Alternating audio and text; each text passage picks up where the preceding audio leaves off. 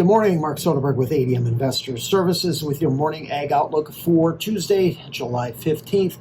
A rather quiet trade overnight, starting to back up a little bit as we get closer to the pause. Corn right now 4 to 5 lower, near session lows. Wheat prices 4 to 5 lower in Kansas City and Chicago, pretty much steady now in Minneapolis. Soy complex 2 to 3 lower in the beans, steady a little lower in the meal, while bean oil prices are within a couple of ticks of unchanged. A few surprises yesterday in the weekly crop progress and condition report. Bean ratings jumped 4% to 70% good to excellent, better than the 1 or 2% increase which was expected. Oddly enough, I showed the conditions improved in only 8 states while declining in 9, with 1 holding steady. Overall ratings in the beans are now the best since 2016.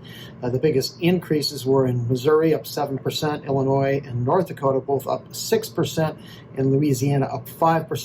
The largest decline was in Kansas, down 4%. 47% of the bean crop is blooming, while 15% of it is setting pods, both in line with the historical averages.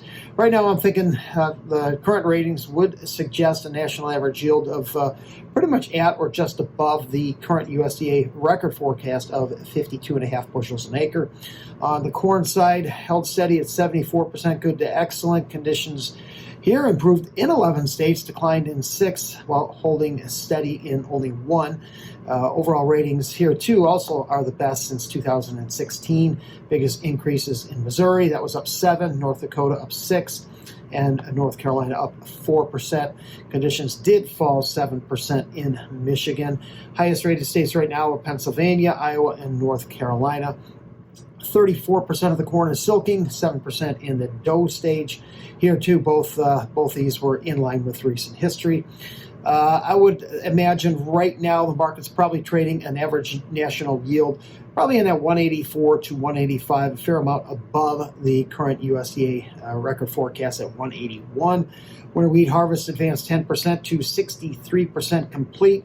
After plugging in the updated acreage data along with the square footage, the heads per square foot from the USDA report last week, my models got a 53.15 bushel per acre yield forecast for winter wheat and production at 1.32 billion. That's just below last Friday's USDA number of 1.345 billion. Spring wheat ratings improved more than expected, up 4%, and good to excellent up to 54%. Overall ratings here too remained below a year ago, however, just above the 5-year average.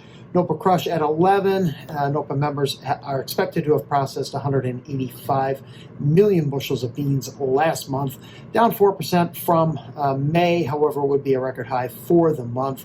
So far, corn has failed to show any follow-through strength from yesterday's price rebound. Dr. Michael Cornier from Corn and Soybean Advisor is the latest to raise his Brazilian production forecast. He raised it 2 million metric tons to 134. Right now, Brazilian production forecasts range from 132, where the USDA is at, all the way up to 150 million metric tons with AgriConsults. My best guess is the market's trading about 137 to 140, 137 being the previous record high for production in Brazil. Inside trade for beans overnight. Support for August comes in at the April low at 982 3/4. It's 971 for the November. Crush margins keep working higher, up another couple cents yesterday to a 9-month high at $1.84. Bean oil product value hovering just below its modern day record high at 51%. ICAR lowered their Russian wheat production forecast to 84 million metric tons, very close to USDA's 83.5. They also cut their export forecast to 42 million metric tons, well below the USDA's 46. Thank you for listening, everyone, and have a great day.